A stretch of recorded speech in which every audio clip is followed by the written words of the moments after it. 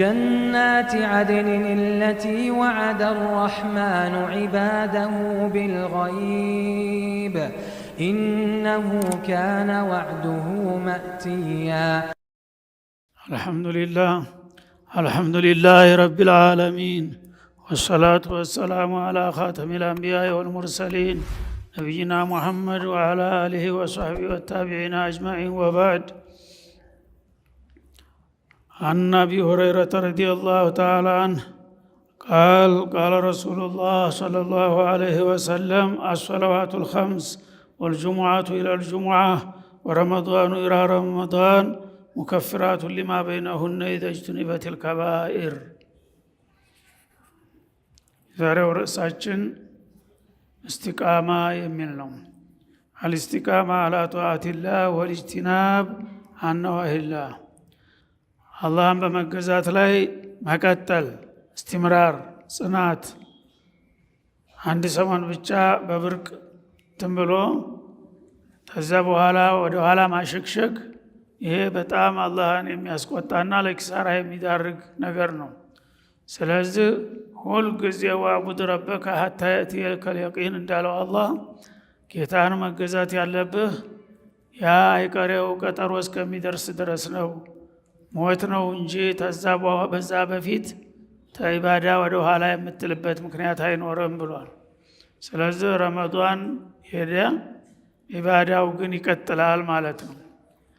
ረመዷን ተሐዲሶ ለመስጠት ነው እንጂ የሚመጣው ኢባዳ ጀምሮ የሚያልቀው ወይም ዘንቦ የሚያባራው በሱ ብቻ ማለት አይደለም ማለት ነው። ስለዚህ ኢባዳችን ይቀጥላል፣ አላህን መፍራታችን ይቀጥላል። አላህ ሱብሓነሁ ወተዓላ ይህን በተመለከተ የተለያዩ አያቶችን አውርዷል። እንዲሁም ነቢዩ አለይሂ ሰላቱ ወሰላም በርካታ ሐዲሶችን ተናግረዋል።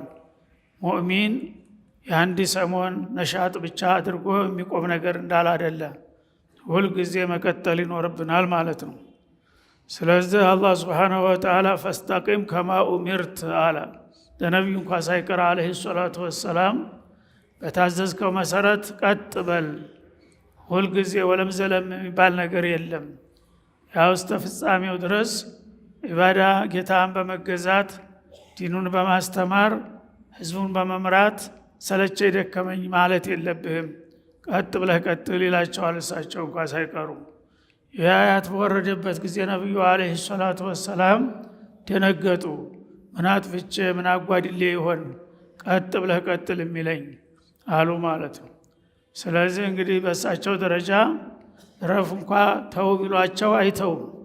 እግራቸው እስከሚያብጥ ነበር ሌሊቱን ሁሉ ቁመው ሲሰግዱ የሚያድሩት። እንደዛ ሆኖ አላህ ያለፈ የሚመጣ ወንጀልም ምሮልሃል ብሏቸው እናታችን አይሻ ለምንድን ነው እንደዚህ ራስዎትን የሚያስጨንቁት? እርስዎ ወንጀል እንደኛ አያሰጋዎት? ምንድን ነው ይህን ያህል የሚጨነቁ ሲሏቸው አፈላ አኩኑ አብደን ሸኩራ አሉ። አላህ ሱብሓነሁ ወተዓላ ያላሰብኩትን ያልከሰብኩትን ሁሉ ከፍተኛ ክብርና ማዕረግ አጎናጽፎኛል። ታዲያ ይህን ሁሉ ውለታ ለወልየታ ማመስገን የለብኝም እንደ አሉ እና ባለኝ አቅም ሁሉ ጌታን ሌት ተቀን መገዛት አለብኝ ነው ያሉት ማለት ነው።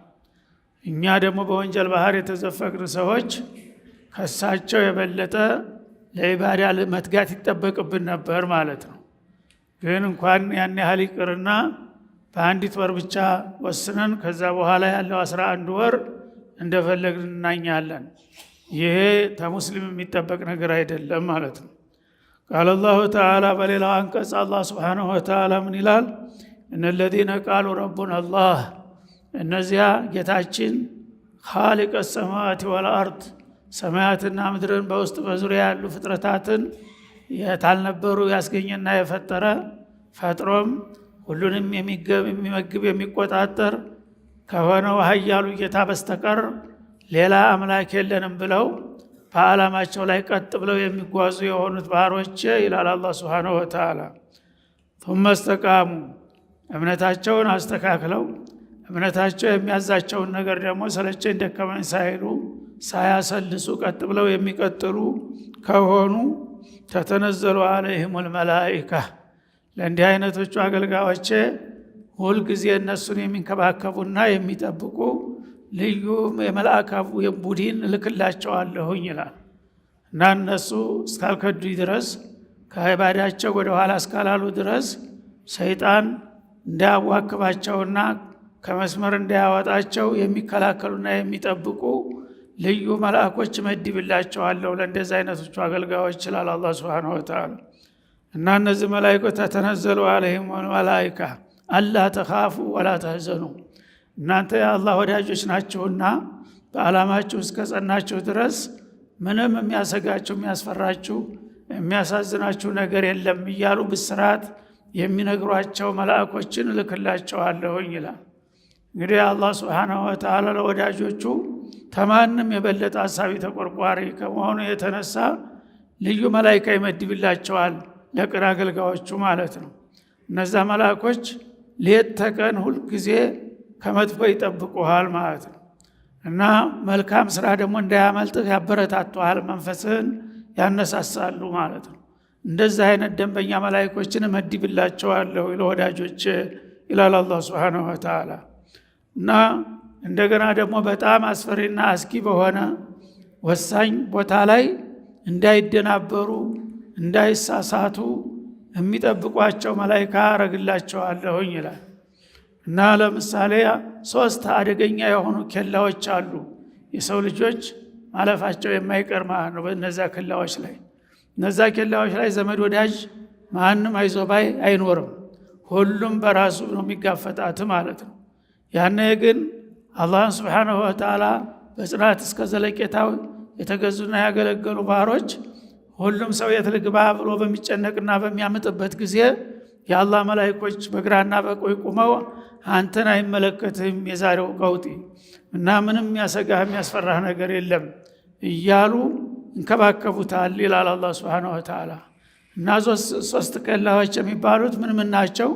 አንደኛ ሰው የኖረውን ያህል ኑሮ ከዚች ዓለም መሰናበቱ አይቀርምና ወደ ሞት አፋፍ ላይ በሚደርስበት ጊዜ ያኔ ከባድ ፈተና ያጋጥመዋል እያንዳንዱ ሰው ማለት ነው።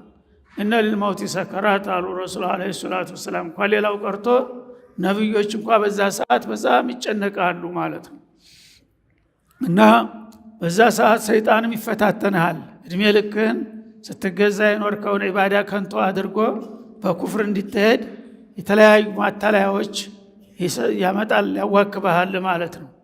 እና በዛ ሰዓት እነዚህ መላእክቶች ይመጡና ሰይጣንን በካልሾ ብለው ያባርራሉ ማለት ነው።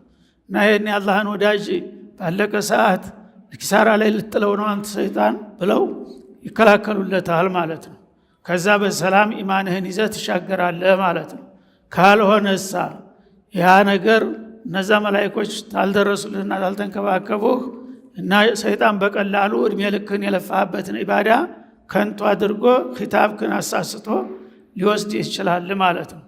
ሌላው ከሞቱ በኋላ ወደ ቀብር ነውና መቃብር ተሄዱ በኋላ ሰዎች ዘመድ ወዳጆች አንድ አፍታ ተንጫጭተው ተሸኙ በኋላ ተተው ዘወር ሲሉ እነዛ ደንበኞች መላእክቶች ይመጣሉ። እኛ እንደ ዱንያ ዘመዶችህና ወዳጆችህ ምንከዳ አይደለንም፣ ሁሉም የዋጋፍጠው ጥለው ሄዱ አይደል፣ እኛ ግን አለን ከጎንህ ይላሉ እነዛ መላእክቶች መጥተው ማለት ነው። ስለዚህ አይዞህ የሚያስፈራ የሚያሰጋ ነገር የለም። አሁን ከትንሽ ደቂቃ በኋላ ጥያቄ የሚያረጉ ልዩ መላእክቶች ይመጣሉ። በጣም የሚያስፈሩ ግዙፎች ጥቁሮች ድምጻቸው እንደ መብረቅ የሚያጓራ ነውና እንዳው ሊያስቦኩህ ነው የሚሞክሩት እንዳትፈራቸው ይሉታል። እና መላእክት ፍጡር ናቸው እነሱ ግን አንተ ሲመጡ ኮስተር ብለህ ያ የሚጠይቁ ጥያቄ ውስን ነው። 3 ፍሬ ጥያቄ ነው የሚጠይቁ። ያ ደግሞ እድሜ ልክህን የኖርክበት ነው፣ በቃል ብቻ ሳይሆን በተግባር የኖርከው ስለሆነ እንዳትደናበር። መረቡክ ወማዲኑከ ወማዛ ተቁሉ ቢሃዛ الرجل የሚል ጥያቄ ነው የሚያቀርቡልህ ይሉታል መላእክቶች መጥተው ማለት ነው። እና ወዲያውኑ እነሱ ዘወር ሲሉ እነዛ ጥያቄዎቹ ይመጣሉ። እና ያባርቁበታል። መጥቶ መረቡክ ብሎ ይጮህበታል። በሚጮህበት ጊዜ ኮራ ብሎ ተዝናንቶ ምንድነው የምትጮሁት ስርዓት አይኖራችሁም ይላቸዋል ማለት ነው። እና ጌታውን የማያውቅ ሰው አለ እንደዚህ አካባቢ? እኔ እድሜ ልኬን ስገዛው የነበርኩት የሰማይ የምድር የዓለማት ጌታ ኃያሉ አላህ ነው ጌታ ማልላችሁ ትፈልጋላችሁ ይላቸዋል ማለት ነው። ያኔ እንደገና ወማዲኑከ ይላል፣ ሃይማኖትህስ ምንድነው? ብለው ይጮሁበታል። ሃይማኖቴማ ወመን ዲነ ዐንደላሂ አልኢስላም እና አላህ ዘንዳ የተባረከና የተመረጠ የተወደደ ሃይማኖት እስላም ብቻ ነው ብሎ እውቅና የሰጠው ጌታ ረቡል ዓለሚን እሱ ነው ዲነል ኢስላም ነው፣ ሌላ ምን ሊኖረኝ ይገባል ብሎ ይመልስላቸዋል ማለት ነው። ከዛ በኋላ ሶስተኛው ጥያቄ የሰው ሱራ ያሳዩታል ፊት ለፊት ማለት ነው። እና የሰው ስለዚህ ሰው ምን ትላለህ ይሉታል። ስለ ነብዩ ማለት ነው። የነብዩን ሱራ ነው የሚያሳዩት። ያኔ እንግዲህ በህይወቱ በጤንነቱ እያለ በሱናው ህይወቱን ሲመራ ከነበረ በቀጥታ ነብዩ መሆኑን ያውቃል ማለት ነው። ስለዚህ هذا سيد الاولين وامام المرسلين የሁሉም ህዝቦች የሰው ልጆች ሁሉ አለቃ የነብያቶች ሁሉ ሊቅ ነዋት ሰይዱ ላውን መሐመድ ኢብኑ አብዱላህ ጠፋኝ እንደ ይላቸዋል ማለት ነው። ያኔ በቃ ደሃለቀ ይሉታል ማለት ነው። ናታውን በኋላ ያው ሙሽራ ተተገላገለች በኋላ በደስታ እንደምታድር አንተም እስከቂያማ ቀን ድረስ በደስታ አርፈ መተኛ ትችላለህ ይሉና የጀነት በር እንደ ፊልም ከፍተው ያሳዩታል ማለት ነው። በጀነት የተዘጋጀለትን ጸጋ ሁሉ እንዲያይ ያረጋል። ተዛ ከጉጉቱ የተነሳ ተውኝና አገሬ ልግባ ማለት ጀነት የተዘጋጀለትን አገር ሲያይ ለምንድነው ታዲያ ማልገባው ብሎ ያዙ ይልቀቁኝ ይላል። አይ ቀጠሮ አልደረሰም ካና ቂያማ ሲደርስ ነው እስከዛ ድረስ ነው መቆየት ያለብህ ብለው አረጋግተው ይሄዳሉ ይላል ማለት ነው። ሶስተኛው ከላ የውመል ቂያማ ሲደርስ ዓለም ስትፈራርስ ሁሉም ነገሩ ጥንቅጡ ሲወጣ ሁሉም ሰው ተደናግጦ ነው የሚነሳው ተመቃብሩ ማለት ነው። ያኔ ሁሉም ሲንቦጃቦጅ እነሱ አሁን መደንበኛቸው ጋር ይመጣሉ እነዛ መላእክቶች ማለት ነው። አይዞህ አንተ ምንም የሚያስደነግጥ ነገር የለም፣ አንተማ ስትመኘው ነበርከው ጀነት ልትገባ እኮ ነው እና ምንም አትፍራ ይሉታል ማለት ነው። እና የዚህ እንግዲህ እነዚህ ሶስት ከላዎች ላይ የፈለገው ዘመድ ወዳጅ እናትህ እንኳን ዘወር ብላ አታይህም። አላህ ግን እነዚህን መላእክቶች በቃውጢ ቦታ ሁሉ መድቦ አንተ በደስታ እንድትሸጋገር ያደርግሃል ይላል አላህ Subhanahu Wa Ta'ala። እና አላ ተኻፉ ወላ ተህዘኑ እናንተ ያላህ ወዳጆች የጌታና አደራ የጠባቂዎች ከመሆናቸው የተነሳ ከዚህ ከዱንያ ላይ በምትለዩ ጊዜ ምን በቤቴ በቤተሰቤ ምን ያጋጥማቸው ይሆን ብላ አትፍራ ይሉታል። ወደፊት ደግሞ ምን መቃብር ውስጥ ምን ሆናለሁ ብለ እንዳትሰጋ ይሉታል ማለት ነው። በዱንያ ላይ ደግሞ ሀብት ንብረትህን ተታስለሄድክ አያሳዝንህ፣ ያተተወሄድከው ሁሉ ስንም ያስንቅ ሌላ ሀገር ተዘጋጅቶልሃል እያሉ ያበስሩታል ማለት ነው።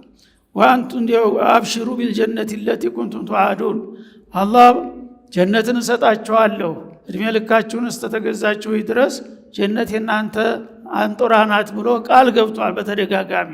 ያን ቃል ኪዳኑን እንደሚያረጋግጥላችሁ አትጠራጠሩ ብለው ያበስሯቸዋል ማለት ነው። እና ኩንቱም ተዋዱነ ፊል ቁርአን ወሱና በቁርአን በሐዲስ ለሙእሚኖች አላህ ጀነት የተባለ የዘላለም ጸጋ የተሞላባት ሀገር ማላይኑን ራአት ወላ ኡዝኑን ሰሚዓት ወላ ኸጠረ ዐላ ቀልቢ በሸር አይን አይቶት የማያውቅ ጆሮ ሰምቶት የማያውቅ በሰው ህሊና ውል ብሎ ይሄን ይመስላል ይሄን ያክላል ተብሎ ሊገመት የማይችል ጸጋን ሁሉ የተሸከመችው ጀነት የእናንተ አንጡራ ናት ብለው ያበስሯቸዋል ማለት ነው። ወለኩም ፊሃ ማ ተሽተሂ አንፉሱኩም ጀነት ከገባችሁ በኋላ ነፍሳችሁ የምትመኘው ሁሉ ካሰበችው ከተመኘችው ሁሉ በላይ ሆኖ ታገኘዋለች። ወለኩም ፊሃ ማ ተድዑን የምትጠይቁት የምታዙት ሁሉ ይሟላላችኋል እያሉ ያበስሯቸዋል ማለት ነው። ኑዙለን ሚን ገፉር ረሂም ይሄም እጅግ መሐሪና አዛኝ ከሆነው ጌታችሁ ለእናንተ የተዘጋጀ የክብር መስተንግዶ ነው እያሉ ያበስሯቸዋል ይላል ማለት ነው።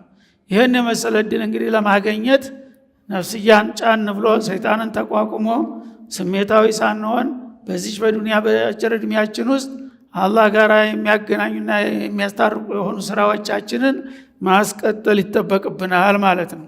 እና አላህን ተረሳኸው ይረሳሃል፣ ከተውከው የተውሃል፣ ግን ታከበርከው እሱም ያከብርሃል፣ መስተንግዶህን ከፍ ያደርግልሃል ነው የሚለው ማለት ነው። እና ይህን በተመለከተ እንግዲህ ነብዩ አለይሂ ሰላቱ ወሰላም ሙእሚኖች የአንድ ሰሞን ስሜታዊ የሆነ ዒባዳ ላይ ብቻ እንዳይጠመዱና ተዛ በኋላ መስመር እንዳይስቱ አስጠንቅቅ ብሎ አላህ በተለያዩ አያቶች የመከራቸው ለዚህ ነው ማለት ነው። ሱፊያን ኢብኑ አብዱላህ የተባለ ሱሐቢ ረዲየላሁ ዐንሁ አርዳ መጣና ከለታት አንድ ቀን ቁልቱ ያ ረሱላህ ቁል ፊል ኢስላሚ ቀውለን ላ አስአሉ ዐንሁ አሐደን ገይረከ አላቸው። እኔ በኢስላም የሚነገረው ነገር ሁሉ አይነዋጅ ሆነብኝ አለ።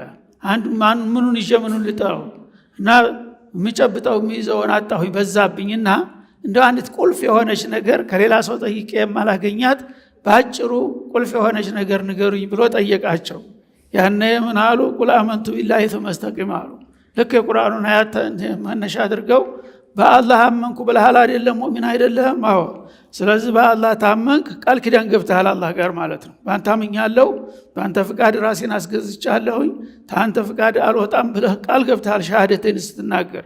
ስለዚህ በዛ በቃልህ ቀጥ ብለህ መቀጠል አለብህ እና ወለም ዘለም ወደ ግራ ወደ ቀኝ እንዳትል ኢስላም በተሰጠ መመራ ቀጥ ብለህ ተተጓዝክ ጀነት ያንተ ናት አሉት ማለት ነው። ስለዚህ ለሱ ብቻ ሳይሆን ያንን አይነት አቋም ይዞ የተገኘ ሁሉ በየዘመኑና በየሀገሩ ጀነት ዋስትና ተገብቶለታል ማለት ነው። እና ስራዎች ኢባዳዎች ብዙ ናቸው። እኛ እንደተቀቀን ተራ ነገር አይገን የምናያቸው ሁሉ አላህ ዘንዳ ትልቅ ደረጃ የሚያስገኙ ናቸው። ለዛ ምሳሌ ከተናገሩት ለምሳሌ የአላህ መልእክተኛ አለይሂ ሰላቱ ወሰላም ምን አሉ? አቡ ሁረይራ ባቀረቡት ሐዲስ ቃል ረሱላህ ኩሉ ሱላማ ሚን الناس عليه صدقه كل يوم تطلع فيه الشمس አሉ። ታውቃላችሁ አሉ እያንዳንዱ ሰው የአካል ክፍሎች አሉት፣ አጥቆች፣ መተጣጠፊያ የአካል ክፍሎች የተለያዩ ተግርስ ራሳችን የውስጥ እቃዎችም ላይ ውጭ እቃዎች የተለያዩ ክፍሎች አሉ። እነዛ ቁጥራቸው 360 ይሆናል አሉ። በሰው ልጅ አካል ውስጥ ያሉ አካል ክፍሎች 360።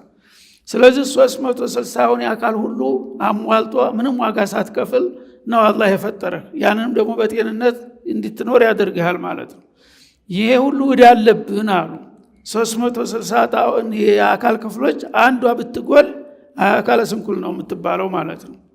እና ትልቅ ዋጋ ያስከፍላል። ስለዚህ በበሽታ በአደጋ ምክንያት አንድ ነገር ሲናጋ ስንት ያለ የሌለ ገንዘብህን አሟጠህ ተዛ እርዳታ ልመና ትገባለህ ማለት ነው። አንዲት ነገር ላይ ያችም መተኪያ አሻንጉሊት ናት እንጂ አላህ እንደፈጠራት ልትሆንልህ አትችልም። እና 360 የአካል ክፍሎች እንዳሏችሁ ታውቃላችሁ አሉ። አዎ እነዛ ሁሉ ዋጋ ይጠይቃሉ፣ እደኞች ናቸው። እነዛን ሁሉ ጌታን የሚያስደስት ነገር ሰርታችሁ ዋጋ ታልከፈላችሁ ነገ ትጠይቁባቸዋላችሁ አሉ ማለት ነው። እዳው ደግሞ የሚከፈለው እንደ ሰዎች በአመት አንድ ግብር እንዳይመስላችሁ አሉ፣ ወይ በወር እንደ ደመወዝ አይምሰላችሁ አሉ። በየቀኑ የ360 አካል ክፍል እዳ በየቀኑ መከፈል አለበት ሲሉ ሰሃቦች ደነገጡ። እንዴ በየቀኑ 360 እንደው በአንዳንድ ብር እንኳን ቢታሰብ በቀን 360 ብር ከየት አባት ያምጥቼ ነው የምከፍለው? በጣም ተጨነቁ ማለት ነው። ያን ጊዜ ቀላል ነው አይዟችሁ አሉ። እና ታዲሉ በይነ እትነይን ሰደቃ። ለምሳሌ ሁለት ጓደኞች ሲጋጩ ታገኛለህ እና ተውተው ብለህ እንደዚህ በመገላገልህ ያ ትልቅ ዋጋ ነው አሉ። ሰዎችን ትንሽ የሚጋጩን ሰዎች ከዛ ደግሞ ወቱዒኑ الرجل في ዳበته አንድ ሰው አቅመ ደካማ ወይም ሽማግሌ ሰው ፈረሱ ላይ እዛ ጊዜ ፈረስ ግመል ምናምን ነው ሰው የሚጠቀመው ለጉዞ፣ እንዳሁኑ ተሽከራሪ በራሪ የለም። እና አቅመ ደካማ የሆነ ሰው ከአህያው ላይ ወይ ከፈረሱ ላይ በቅሎ ላይ ለመውጣት ይቸገራል። በተለይ ገረጭራጫ በምትሆን ጊዜ ትንይላል። ያኔ ቃጫውን ያዝ አድርገህ ገደፍ አድርገህ እንዲወጣ ብታረገው ደካማውን ሰውዬ ይሄ ትልቅ ዋጋ ያመጣልሃል አሉ።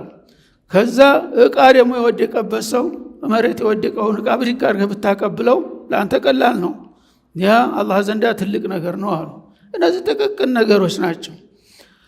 እና ወልከሊመቱ ጠይባ መጥፎ ቃል ስትተህ መልካም ቃል አንድ ደህና አደርክልኝ ጋሽ ሰላም አለይኩም ምናምን የምትላት ቃል ትልቅ ዋጋ ናት አሉ። እነዚህን ነገሮች ሁሉ እናንተ ንቃችሁ የምትተዋቸው አላህ ግን ያን ሁሉ ደረጃ እንዲያደርስላችሁ ያስችላችኋል አሉ። ወቢኩሊ ኸጥወቲን ተምሽሃ ኢለ ሶላቲ ሰደቃ። ተቤት ተነስተህ ዱዓህን አድርገህ ወደ መስጂድ ስትጓዝ የምትራመዳት እርምጃ እያንዳንዱ እርምጃ እንደ ቦታው ርቀት ተመስጂድ እስከምትደርስ ድረስ እርምጃህን ብትቆጥረው በመቶ የሚቆጠር እርምጃ ነው ማለት ነው። ስለዚህ ያ ራሱ ሲመነዘር ያ 360 በቀላሉ ይከፈላል ማለት ነው። ከዛ መተህ ሶላተል ጀማዓ ትሰግዳለህ፣ ቁርአን ትቀራለህ፣ ዚክር ታደርጋለህ። እያንዳንዷ አንዷ ፊደል በቁርአን ያው 10 ሐሰናት እንደምታወጣ የታወቀ ነው። ሶላት ሰግደህ ስታበቃ ሱብሃንአላህ ወልሐምዱሊላህ ወላ ኢላሃ ኢለላሁ አላሁ አክበር የሚለውን ብትል እሱ ራሱ 5 ጊዜ በቀን ሲደገም 500 ይገባል ማለት ነው። አንተ የሚፈለግብህ 360 ነው። እንዲያውም ታተርፋለህ ማለት ነው። እንደዚህ እያረጋችሁ ትንሿንም ትልቋንም ኢባዳ ማጠራቀም አለባችሁ እንጂ ከዛ ወርዳችሁ ተነጭራሹ መሰረታዊ የሆኑ ነገሮችን የምትረሱ ከሆናችሁ በገዛጃችሁ ኪሳራ ላይ ወደቃችሁ ማለት ነው። ወልከሊመቱ ጠይባ ኩሉ ኸጥወትን ተምሻ ኢለ ሶደቀ ወቱሚጡ الأذى الطريق صدقه። በመንገድ ላይ ስትሄድ ድንጋይ ሰውን የሚያደናቅፍ ነገር ታገኛለህ፣ ወይም ያንሸራተት እንደ ሙዝ ልጣጭ ያለ ነገር ታገኛለህ። ያን ነገር በእግር ገፋ አድርገህ ብታወጣው አይነ ደካማዎች አሉ፣ ሽማግሌዎች አሉ ማየው በዛ ተደናቅፎ ሊወድቁ ይችሉ የነበሩትን ሰው ታደካቸው ማለት ነው። በዛ ትልቅ አጅር ታገኛለህ። وفي روايه مسلم لا تحقرن من المعروف شيئا ተኸይር ነገር ትንሽም ብትሆን አትናቃት አሉ። ያቺ ትንሽ አንተ የናካት አንተ ለመማር ሰበብ የምትሆነው እሷ ልትሆን ትችላለች አሉ። ትልልቅ ኢባዳ ብቻ አይደለም፣ ትንንሾቹ ኢባዳዎች የሚናቁት ጌታ በዛ ሰበብ ነው ገሌን ምምረው ብሎ ወስኖ ይሆናል። ያችን በማድረግህ ትልቅ ሂሳብ ታመጣለህ ማለት ነው። እና በዚህ መልኩ ኢባዳችሁን መቀጠል አለባችሁ። ስለዚህ ተስንፍና በስተቀር ማንም ሰው የሚከስር የለም ማለት ነው በእስላም መርህ። እና እነዚህ ሁሉ ነገሮች ኢባዳዎች ወደ አላህ የሚያቀርቡ ነገሮች ናቸው። ልክ የታወቀው 5 ወቅት ሶላት፣ ልክ ረመዳን ብቻ፣ ልክ ዘካ፣ ልክ ሐጅ ብቻ አይደለም። እነሱ ዋና መሰረታዊ ናቸው። ሌሎቹ ግን ጥቅቅን ነገሮች ሁሉ በሙሉ ትልቅ ዋጋ አላቸው አሉ ማለት ነው። እነዚህን ነገሮች በመስራት መቀጠል አለባችሁ እንጂ በአንድ ሰሞን ትምላችሁ ከዛ በኋላ ማቋረጥ አይጠበቅባችሁም በማለት አስጠነቀቁ ማለት ነው። ወለው አንተልቃ አኻከ ቢወጅሂን ጦሊቅ አሉ። ሌላ ቢያቅትህ አንድ ጓደኛ ፊት ለፊት ስታገኘው መስጂድ በር ላይ ወይ መንገድ ላይ አሰላሙ አለይኩም እንደምን አለ ብለህ ፈገግ ብለህ ሰላምታ ማቅረብህ ራሱ ትልቅ ደረጃ ያመጣልሃል አሉ። ይህን ሁሉ እንግዲህ ብዙዎቻችን አናቅም ወይም እያወቅን እንዘነጋለን። እና በአላህ ስብሓነሁ ወተዓላ አብዋበል ኸይርን በጣም አስፍቶታል። የኸይርን በር ማለት ነው። አንዱ ቢስት አንዱ እያልክ ትንሿንም ትልቋንም ሁሉም ላይ መሳተፍ አለብህ ማለት ነው። ትንሽ ነገር ናት ብለህ እንትን ማለት የለብህም። ስለዚህ አንድ ሰው በመንገድ ላይ በሚሄድበት ጊዜ ዛፍ ነበረ፣ ሾካማ ዛፍ፣ ቅርንጫፉ ወደ ታች እንደዚህ ወርዶ የሚያልፉትን ሰዎች ሁሉ ያ ሾካም ይወጋቸዋል፣ ጨርቃቸውን ይቀድባቸዋል። አንድ ሰው በዛ ሲያልፍ ሰዎች እንደዛ ሲያስቸግር ሲያይ መጥረቢያ ይዞ ነበርና ያንን ወደ ታች ወረደውን ቅርንጫፍ ቆርጦ ጣለው። ይሄ ሰዎችን እያስቸገረ ብሎ ቆርጦ ጣለው። በዛ ምክንያት በጣም ወንጀለኛ ነበር ሰውየው። ምሬሃለሁ አለው አላህ ሱብሓነሁ ወተዓላ። በሰዎች ላይ አዛ ያደርስ የነበረችን አንድ ዛፍ ቅርንጫፍ ስለቆረጠ ማለት ነው። እና በምን እንደምትማር አይታወቅም። አንዳንዴ ትልልቆቹ ኢባዳ ወደ ሪያ፣ ወደ ይውልኝ፣ ወደ ይስሙልኝ ይገቡና ይከስራሉ ማለት ነው። ትንንሾቹ ግን ትረሳቸዋለህ። ይህን ሰርቻለሁ ብለህ አታስታውሳቸውም። በእነዛ ደግሞ መቅቡል የሆኑና አላህ ዘንዳ ባልጠበቅከው ነገር ምህረት ይመጣል ማለት ነው።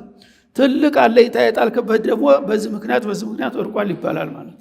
እና ስለዚህ ኸይር ስራን ትንሿንም ቢሆን መናቅ የለባችሁም ይሉ ነበረ ማለት ነው። ከዛማ እያይዘው ምን አሉ? አሶላዋቱል ኸምስ 5 ወቅት ሶላቶች ያው መደበኛ የታወቁ ጉዳዮች ናቸው። ሶላቱል ኸምስ ታንዷ ሶላት ወደ አንዷ ሶላት፣ ካንዷ ሶላት ወደ አንዷ ሶላት፣ በዛ መካከል በጣልቃ ሰዎች የተለያዩ ስህተት ይሰራሉ። መጥፎ ይናገራሉ፣ መጥፎ ያስባሉ፣ መጥፎ ይሰራሉ። ወልጁሙዓቱ ኢለል ጁሙዓ፣ ከጁሙዓ አንስቶ እስከ ሳምንት ጁሙዓ ድረስ በተለያየ ጊዜ የተለያዩ ስህተቶችን ይፈጽማሉ ሰዎች ማለት ነው። ወረመዷኑ ለረመዷን፣ ከረመዷን አንስቶ እስከ ረመዷን ድረስም እንደዛው የተለያዩ ወንጀሎችን ያፈራል አንድ ሰው ማለት ነው። እነዚህ ሁሉ ኢባዳዎች ደግሞ ምንድነው አገልግሎታቸው? ሙከፊራቱ ሊማ በይነሁነ ኢደጅትቢት ከባይ።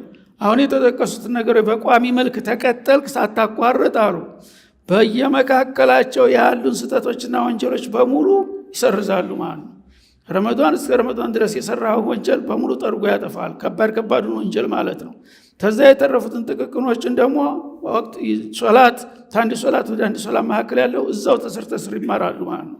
ተሐጅ ድረስ ተዑምራ ድረስ ያለው በሙሉ ከባድ የሆነ ወንጀል አላህ ሊምረው የማይፈልገው እንደ ሽርክ እንደ ኩፍር ያለ ነገር ወይም ደግሞ እንደ ውሸት የመሳሰሉ ከባድ ነገሮች ታልሆኑ በስተቀር በሙሉ በእነዚህ ኢባዳዎች እየተወራረዱ ይመጣሉ ሂሳቦቹ ማለት ነው። ነገ ነፃ ሆነ ታልፋለህ ማለት ነው። ተተቋረጠ ግን ኢባዳ ወንጀሉ እየካበተ ይሄዳል። የሚያሰርዘው ነገር የለም። ነገ ያው በዳት ይያዛል ማለት ነው። እና ይህንን አውቀን በኢባዳችን መትጋትና መቀጠል መቻል አለብንና አላህ Subhanahu Wa Ta'ala ይወፍቀን። ረመዳናችንን ተቀብሎ አሁንም ደግሞ በዛው በኸይር መንገድ ላይ እንዲቀጥል አላህ እንዲያስችለን ሁላችንም ዱዓ እያደረግን ኢባዳችንን ለመቀጠል መወሰን ያስፈልጋል። ማወላወል የለብንም ማለት ነው። نسأل الله العظيم رب العرش العظيم أن يتقبل منا صالح الأعمال ويغفر لنا ويرحمنا. اللهم اغفر للمؤمنين والمؤمنات والمسلمين والمسلمات الأحياء منهم والأموات. اللهم يا حي يا قيوم يا بديع السماوات والأرض يا ذا الجلال والإكرام اغفر لنا وارحمنا ولوالدنا ولجميع المسلمين. يا حي يا قيوم برحمتك نستغيث. اللهم آمنا في أوطاننا. اللهم آمنا في أوطاننا. اللهم سلمنا مع السالمين نجنا مع الناجين ولا تهلكنا مع القوم الهالكين. اللهم انصر عبادك المظلومين. اللهم انصر عبادك المكلومين على القوم المجرمين. اللهم كن لنا ولا تكن علينا وانصرنا ولا تنصر علينا. أحسن عاقبتنا في الأمور كلها وأجرنا من خزي الدنيا وعذاب الآخرة. آمين وسلام على المرسلين والحمد لله رب العالمين.